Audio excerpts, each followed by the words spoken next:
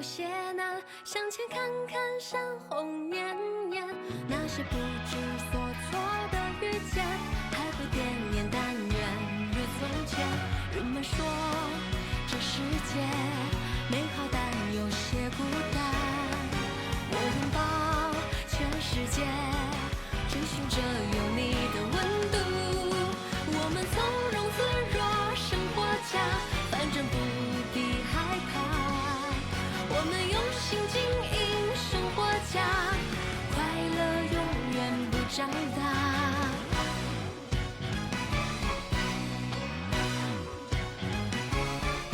人们说这世界美好但有些孤单，我拥抱全世界，追寻着有你的温度。我们微笑如花，生活家保持一抹优雅。我们用爱点缀生活家，快乐永远不长大。你是生活家。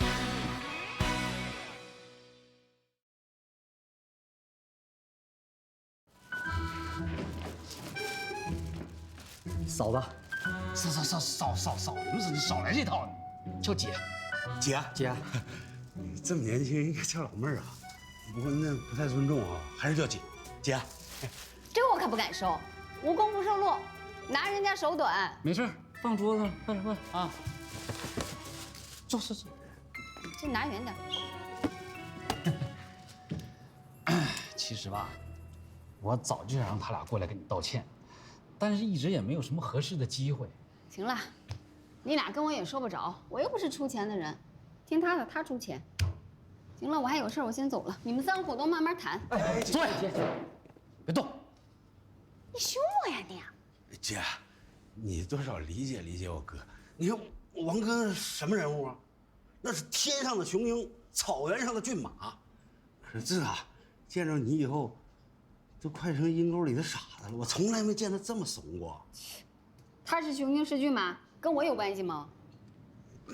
这样啊，俗话说得好，3个臭皮匠顶个诸葛亮，你们仨都是我最信得过的人。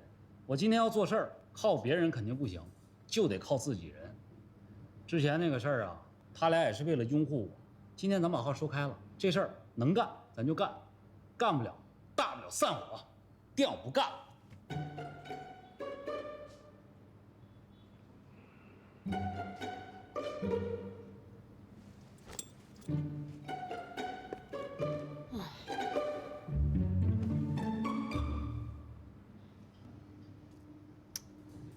光说也没有用，啊！以后咱们接触着看。我先声明啊，我技术入股了，帮你们也就帮了。你们以后要有什么不对劲儿的事儿，我第一个退出。该分我的钱1分也不能少。你说那个，这不都你定吗？来，坐，你就别坐，点菜。哎，快来，这东西拿下。哎，一会儿给姐送家去啊。啊，好。来瓶啤酒。好的，先生。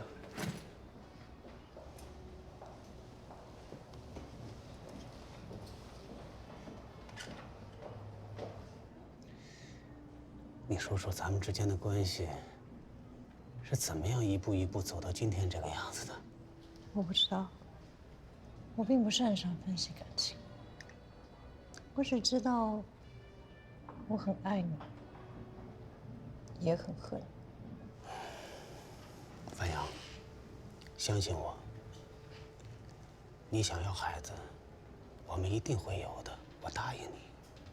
但是我希望是在小白原谅我、接受我们之后，要不然我会觉得我们之间的幸福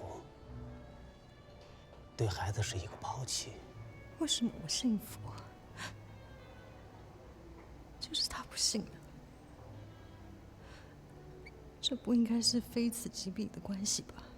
我从来都没有想过要把自己的幸福建立在别人痛苦上。为什么你要逼我？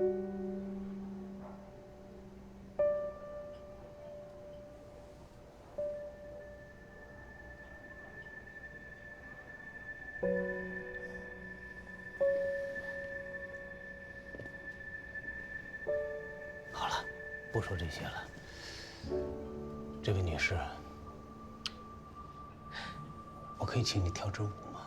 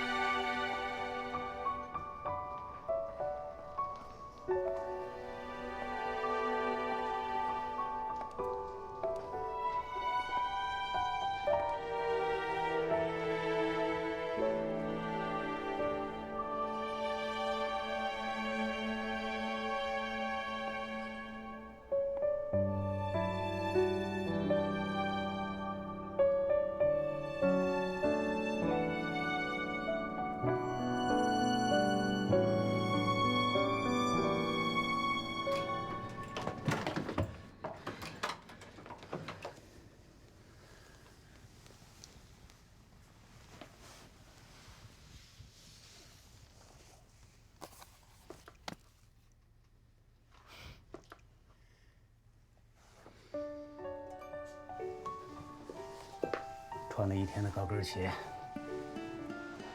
哎呀，这脚一定是累了，我给你揉揉。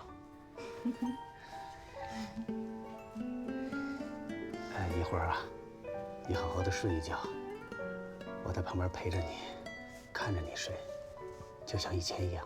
嗯。你不睡呀？你是不是要工作？如果是我跟你一起通宵。哎呀，什么工作呀？我早班机还得回上海，只能陪你3个小时。不生我气了吧？嗯？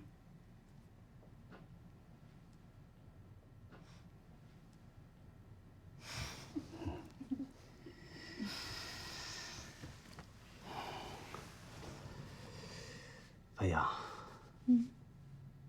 那咱们说好了啊，小白这次回来，他就不想再回去了。虽然他这样突然改弦更张，太不负责任了，太任性，但是他既然觉得留学不是他想要的，我还是希望你能跟我一起支持他的选择，啊？那你要我怎么支持？咱们一起多陪陪他。就算你不能做一个继母的义务，完全可以像一个长辈一样包容他的任性。啊，对了，我定了下个月咱们3个去日本泡温泉，你一定要把时间留出来，啊？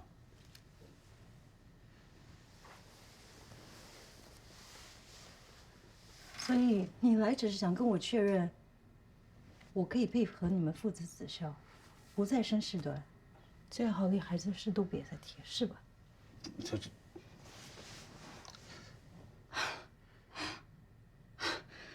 一次又一次，为什么你给的惊喜都不是给我的，不是只为了我？我真是为了你啊，樊阳，我为了我们俩的以后，你明白吗？我这次想过了，这孩子这次回来不走了也好，啊，那个房子就先留给他住，以后咱们俩再买一个新的。然后我打算安排他进公司，先去实习，我也能早点退休，专注的陪你。那你应该预早跟我定时间。日本我去不了，我有项目，事务所2周年庆，我没有办法去。哎呀，樊阳，你怎么就这么不明白呢？为了调和你们俩的关系，我现在是2头不是人，你就不能配合我一次吗？我不喜欢你为了其他人跟我示好，你当我是什么？我为了得到你爱，我还要自己付出努力，从来都不是无条件的，是吧？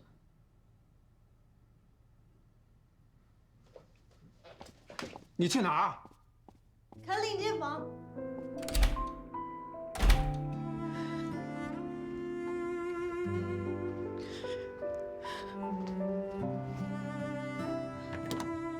汾阳。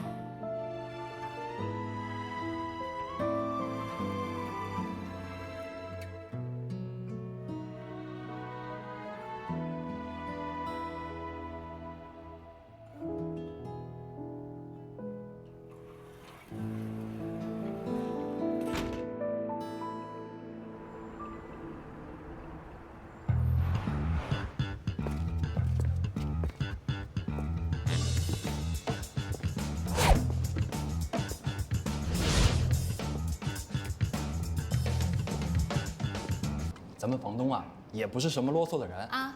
听我说有人诚心要租啊，这连夜特意从外地赶回来的。哟，我家在杭州，这个铺子呢是我常年委托小葛帮我出租的。您是杭州人是啊，啊？那您这儿化音挺利索的。我父母啊是从北方过来做生意的，啊，在家里边跟父母说话多少有点口音，也很正常。你们不也一样吗？我们这个本钱呢也不多，10万半年。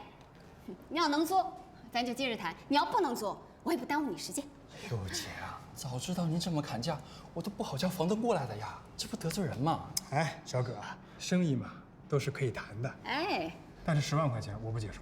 啊，12万半年，付6押3。哎，我先说好了啊，我只要现金，什么网络银行、手机银行这些我都不懂。第一次合作嘛，我只认现金。你们啊，要是真的诚心租，大不了就不走我们公司合同了，就直接跟房东签吧，这样你们既省钱还省事儿。这事后啊，我个人这边，你们稍微意思下就行了。您看这样总行了吧，姐？我这可是真的做到极限了。我总觉得有点不太拖地。要不咱再看看，先别签。哎呀，你懂什么呀？富贵险中求，你这个价位真的难找啊！人家要一次性把这个钱付清，也是可以理解的，那薄利多销嘛，对不对？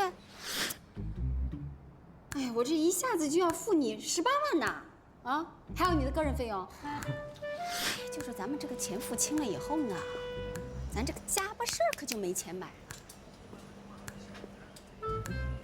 你们2个能出多少？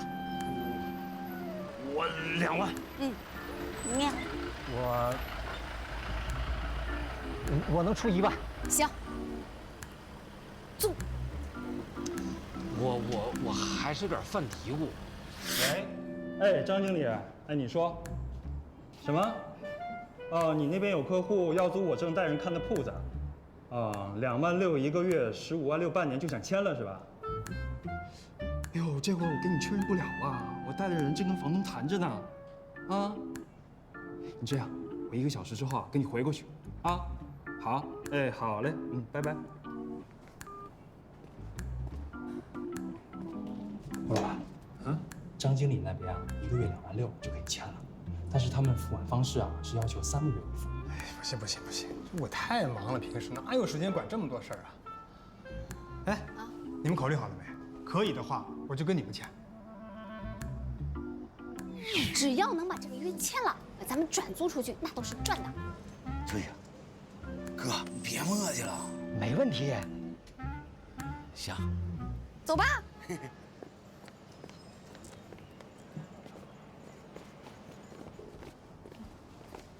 我们签了，现在就签。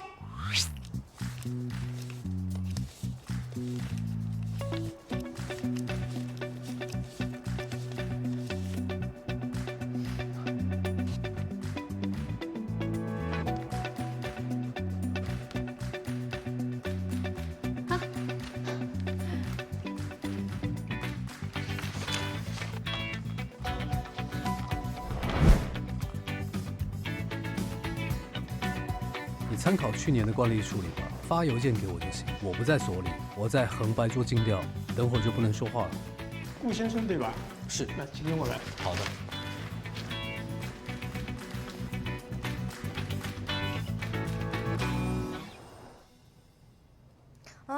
成都的工作就算告一段落了，明天我就跟着程总一起回上海了。不用接，公司有车。我这段时间除了在办公室就是在酒店，哪有时间出门啊？哦，但今天程总给我们分了一些特产，我都带回去给你吃。你是我亲妈，不想着你想谁啊？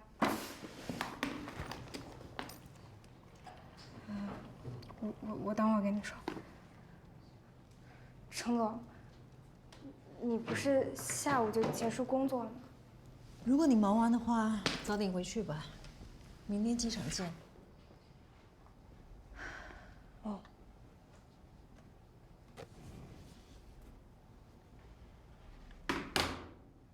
怎么了？程总，你最近是不是一直心情不太好？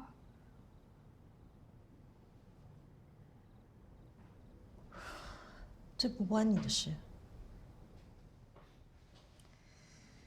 我在这儿睡一会儿吧，明天早上再回去收拾行李。如果你是想留下来陪我的话，没有那必要。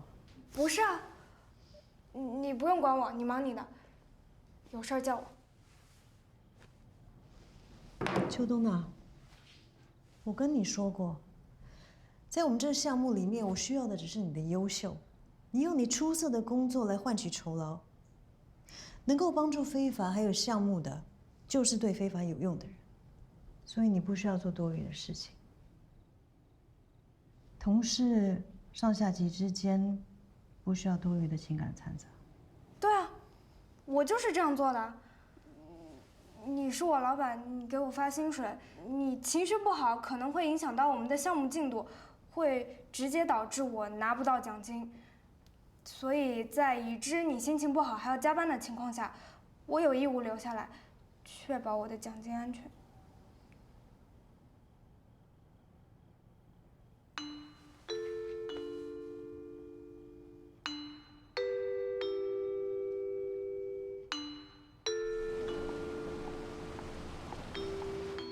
嘿，吃饭呢？我听说你跟老王合伙当老板了，还是你们有家觉，这饭店说开就开。我哪有那钱呢？是老王的朋友找的钱，找的关系，说是看中他人品好啊，手艺高。我就是个技术入股，就光用脑子那种。朋友们看得起我，让我当个领导。哎，等饭店开起来，请你们啊！好。哎，不是，听你这话的意思是，你没出钱就当老板了？哎呀，我也长个脑子，咋就没这种好事到我头上啊？你可真行啊！哎，你闺女读书方面是不是也随了你了？那是啊，我闺女。我跟你说，我就是年轻的时候太贪玩了，一有人追我就谈恋爱去了，没继续读书，这不是吗？都是没文化耽误的，要不然怎么也得弄个办公室坐坐。行，那你饭馆开起来，我给你捧场。行。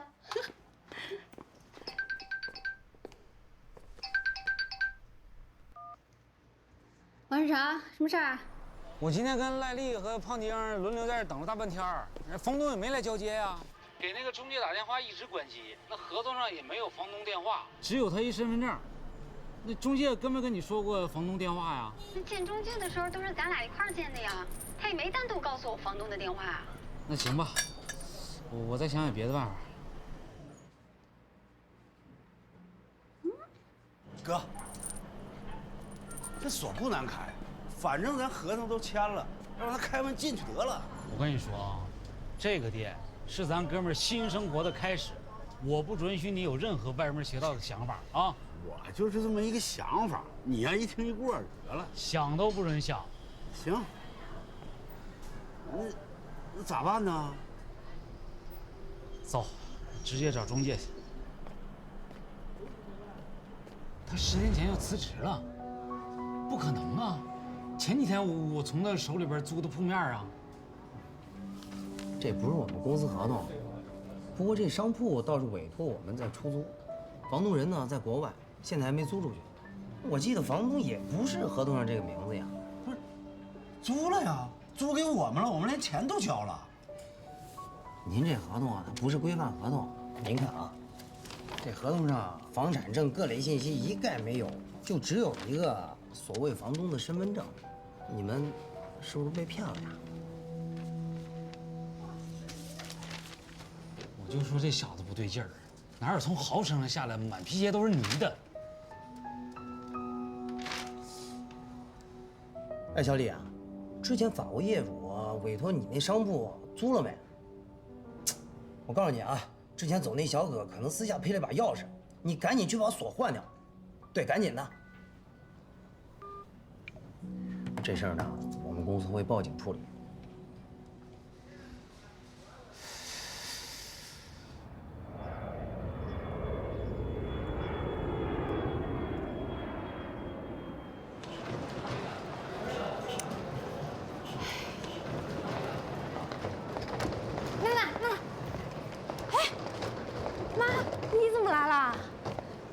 陈总，这是我妈。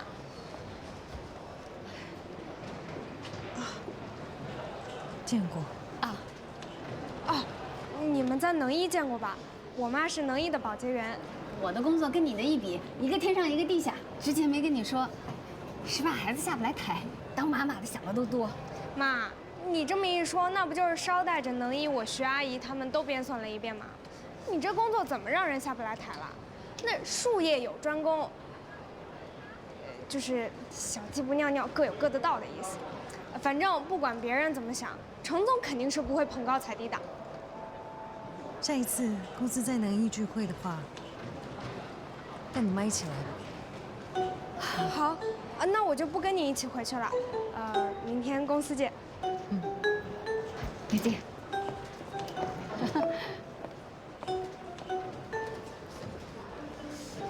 你怎么说来就来啊？说来就来，走走走。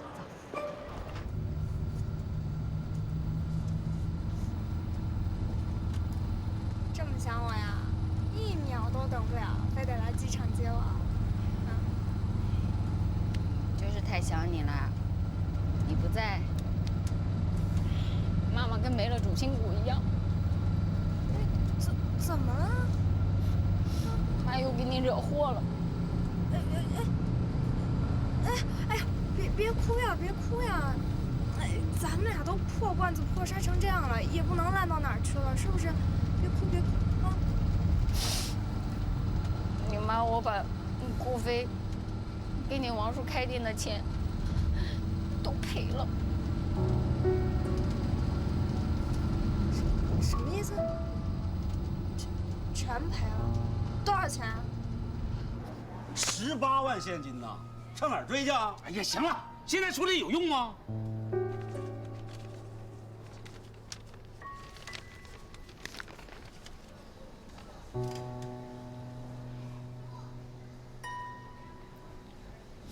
都怪我太贪心了，是我非要劝王世成跟那个骗子签的约。这么多钱你全付了？你怎么胆子这么大呀？你报警了没有？报了。可人家说了，说让我们心里有个准备，说是那个骗子用的都是假身份证，早有预谋的。就算人抓回来，可能那个钱也剩不下什么了。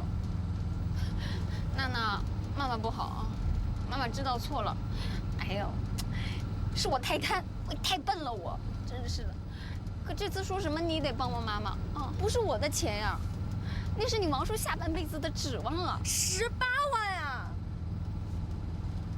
我上哪儿去给你找18万啊？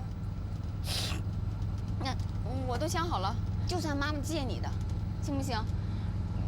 咱俩吃点苦，把现在这个房子退了，再租个更便宜点的那种合租房。算下来呢，以后每个月给你王叔还4000块钱，4年，咱俩就缓过来了。那这4年王叔怎么办？就靠着每个月咱们俩4000活着呀，店不开了。你知不知道，对于一个普通人来说，这笔启动资金有多重要？你怎么本事不大，竟干那胆子大的事儿呢？是不是人家一说便宜有利可图，你又猪油蒙了心了？啊？我那也不是为了你嘛。王世成让我技术入股，我就想着那店肯定将来有我一半嘛。等我老了，我这不就有点指望了吗？我也不让你操心，不拖累你。那我不出钱，我还不得多出点力啊？为了我，你不为了我才能活得轻松一点。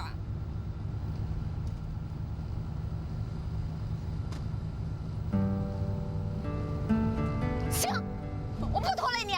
哼，我就不信了，这点钱我自己怎么也能还上了。你就当没我这个妈吧。我要下车，坐下，干什么？不好意思啊，他有点晕车，忍一会儿就好。你能有什么办法？啊？不就你那3板斧吗？不行卖肾去，砸手腿讨饭去。你这是解决问题的态度吗？哼，我一个人都把你带大了，养到现在了，养得好好的，我还有什么过不去的坎儿？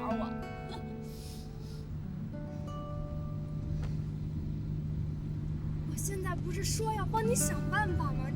你总得给我点消化的时间吧？18万呀，这不是一笔小数，那警察肯定也不会放过骗子。现在当务之急是不能影响到王叔的下一步进程，要不然我都没脸去见顾总。娜娜，你有什么办法呀？啊？借。现在不是你讲自尊和面子的时候，能借的都去问问。你要实在不好意思，我帮你去问。咱家那些亲戚过得还不如咱俩呢，谁张嘴问去？光一肚子西北风啊！那当初我那笔学费你到底是怎么借的呀？你老实告诉我，那笔钱你是跟谁借的？一个远房亲戚嘛，现在也不在上海了，之前挺发达，后来也落魄了，我就把钱还给人家，过意不去才给人加了那么多利息。怎么每次我问起这笔钱，你的说法都不太一样啊？我怎么感觉你在圆谎呢？这故事还越编越详细了。远亲，你不是说你家来上海举目无亲吗？怎么又跑出个远亲来了？远亲姓什么叫什么？发达是因为什么发达的？为什么你一张口就能借出4年的生活费加学费来？落魄又是为什么落魄？生病了、破产了还是怎么着？这么重要的一个亲戚，过年你连老邻居都打电话问候一下，我怎么不看你打电话问候他呀？别闹了，我不想吃。哎呀，你这亲戚你应该叫叔叔，应该叫舅舅，对，叫表舅。吃点。你别编了，姥姥那俩姐妹都没儿子，谁家的远房表舅开善堂的能借你这么多钱呀？你今天必须给我说实话，要不然你一个篓子接着一个篓子的捅，我就是再有天罗地网，我也兜不住你这么多马蜂窝。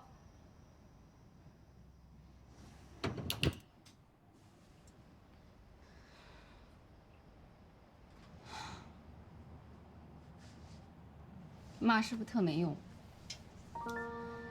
哎，你要是别人家的孩子啊，这么好还这么优秀，你说你不至于这么大了，连一次远门都没出过，回来还得给我补这些窟窿，擦这些屁股。妈妈每次都想着努力，让咱俩过得再好点。每次都给你惹一堆麻烦，我能把自己搭进去，连对我最好的人我都给一块搭进去。之前是你，现在是老王，我这人不配有你这么好的孩子，不配有朋友。你怎么又来了呀？那现在不是在想办法吗？我都22岁了，你现在后悔你也没法再把我塞回去了呀。那王叔不也没怪你吗？咱们现在得先有个谋划，给人家一个交代，行不行？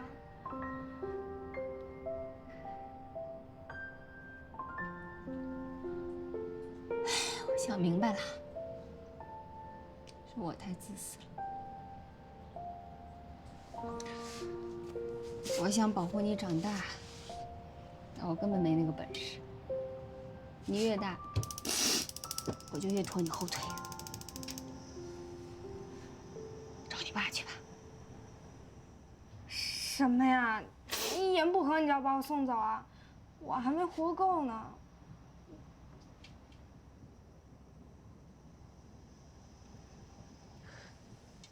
你上大学的钱是我跟你爸借的。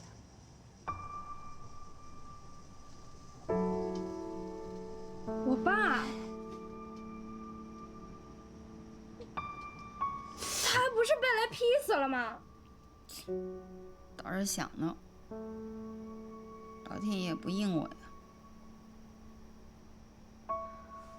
借。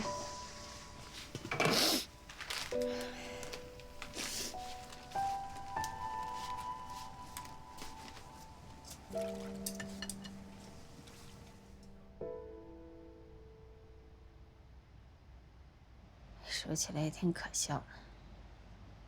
袁弘，就你爸那狐狸精，他原本是我的朋友。我怀你6个月的时候，有一天我早上上班，突然想上厕所，又跑回家，一平川就跟那个圆狐狸精抱在一起。在我的床上，这口气我是真咽不下去，就打着肚子也得跟他离。但我又怕你啊，问我爸爸去哪儿了，我也做不到在你面前说他的好话。我又不想让你跟我一样恨他，干脆说他死了。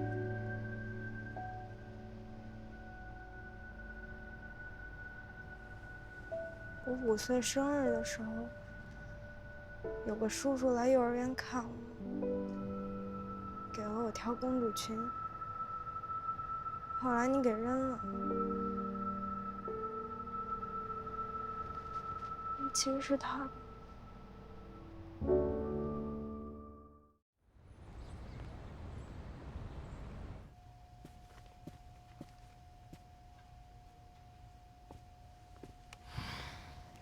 找郭总，顾总现在正在茶水间里抓壮丁呢。哦。我好心提醒你了，现在不要去找他。哦。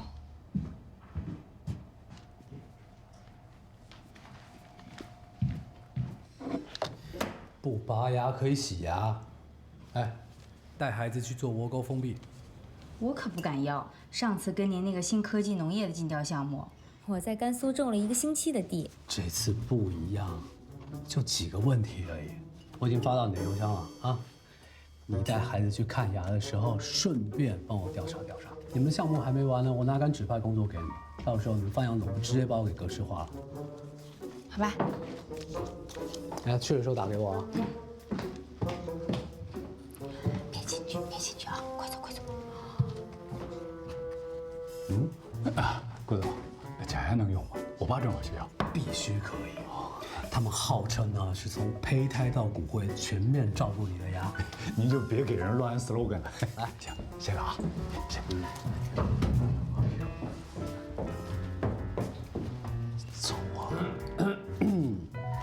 顾总，我最怕洗牙了。你不是才说你愿意为了工作肝脑涂地吗？怎么让你洗个牙你就这样？上校怎么带你工作？来，谢谢顾总。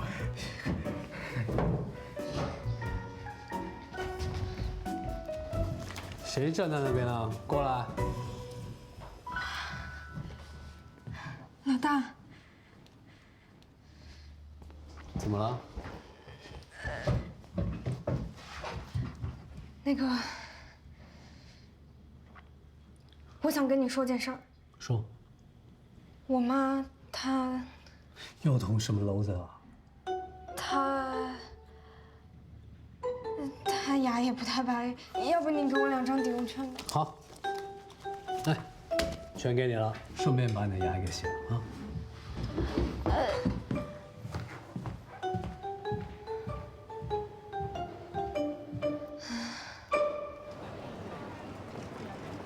那天我没跟老大坦白，我想换作是他，会怎么做呢？我是不是可以再多做一点什么？很快我就尝到了自食其力的恶果。哦不，快乐。白天我是一个小小的看门人，做着审计工作。到了晚上，我又变成了创业狗，帮我妈和王叔他们考察项目。可以先看一下从资金流、货物流、票据流到进店率、体验率、回头率，好像无论是做会计师还是开店，我都得从头学起。唉，职场新人呀，新人，无论哪个行业，都是学海无涯苦作舟，新人想攀更高峰。反正嘛，累是累点儿，但是学习使我快乐。这是不是有点受虐狂啊？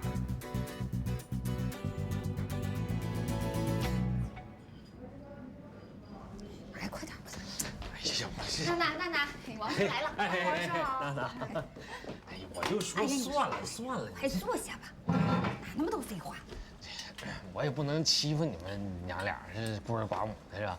再说这事儿，谢谢，这事儿怨我要不最后吐口，这合同也签不了。这样，咱们就等那个警方通知啊，然后你也别跟他瞎操心了。哎呀，王叔，你要是真不想来，怎么也跟着走到这里来了？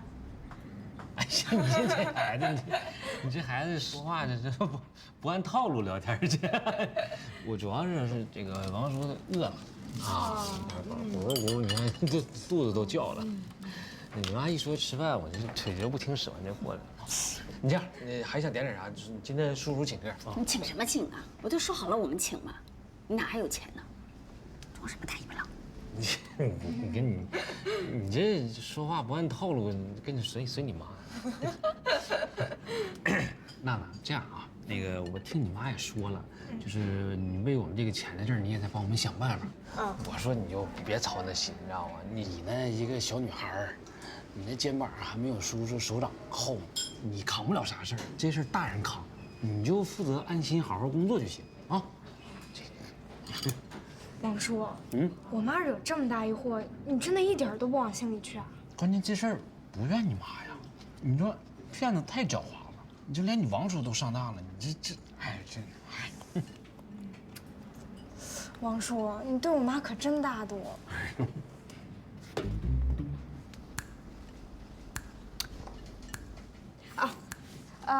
你们看看这个，我根据你们现在的情况做了一个创业计划书，你们看看还有什么需要补充的？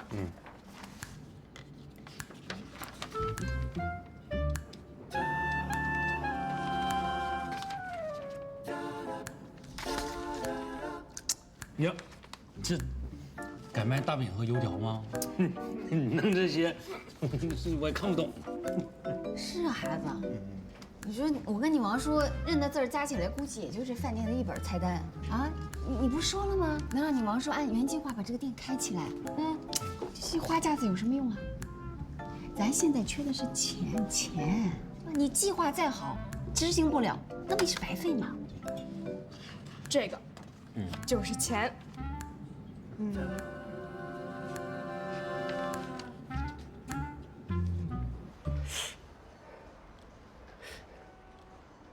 是你自己的项目吗？项目靠谱吗？收益有点尴尬呀。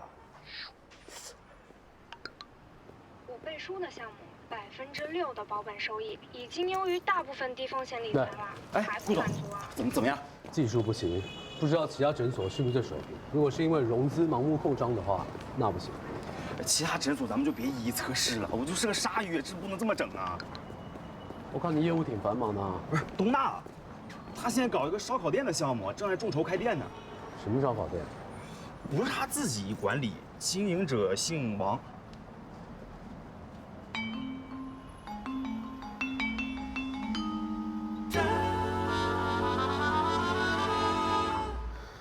被骗的事情怎么不告诉我呢？哎呀，你出了那么多钱，我这再找你不合适也。你们4个加起来也快160、170岁了吧？这么信任一个毛孩子啊？不过他胆子倒是挺大，在我这什么都敢干。恰恰就是这么一个毛孩子，还真把钱给筹来了。就我们4个绑一块儿都不如他那笔杆子。小飞呀，你放心啊，钱肯定1分少不了你的。我呀，这连本带利呀都给你赚回来，还给你啊。这不是钱的问题。哎，放下。那我先看着呢啊。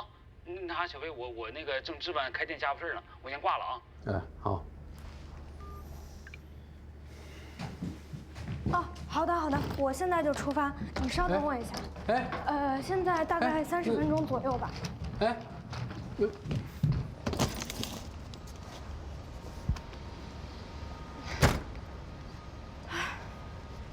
师傅，10开上海大厦。老大，坐进去。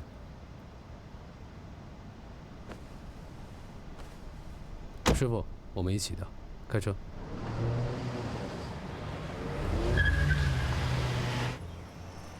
老王都跟我说了，他贪了点便宜，被人给骗了，你帮了他大忙。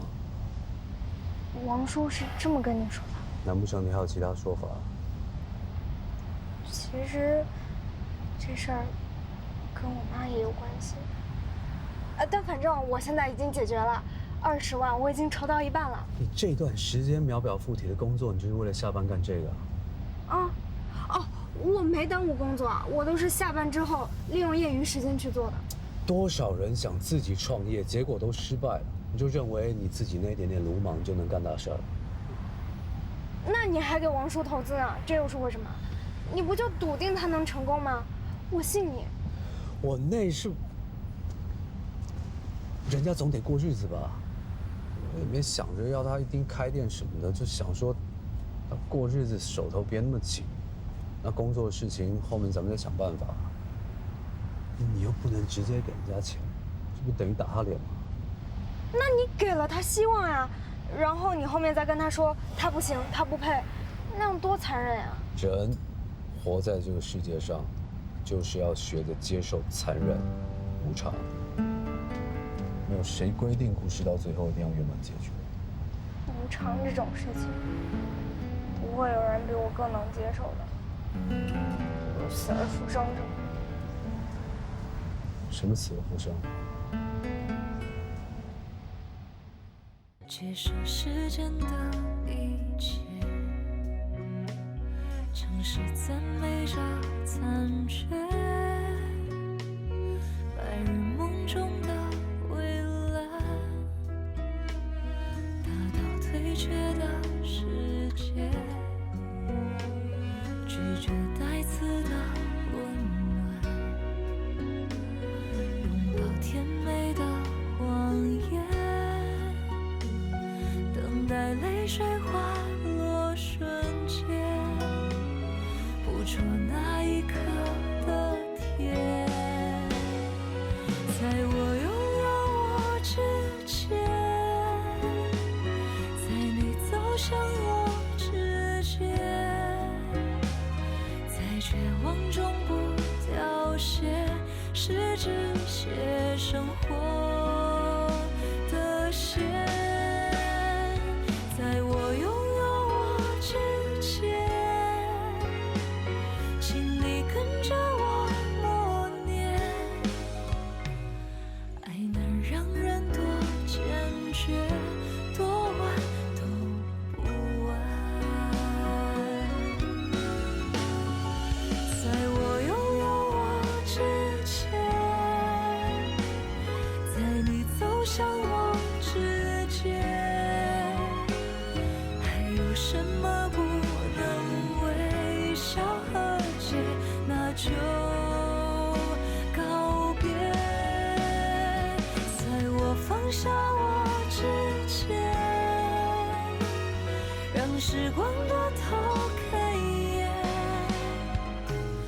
你看未来多遥远，现在我发现，最好的我就在眼前。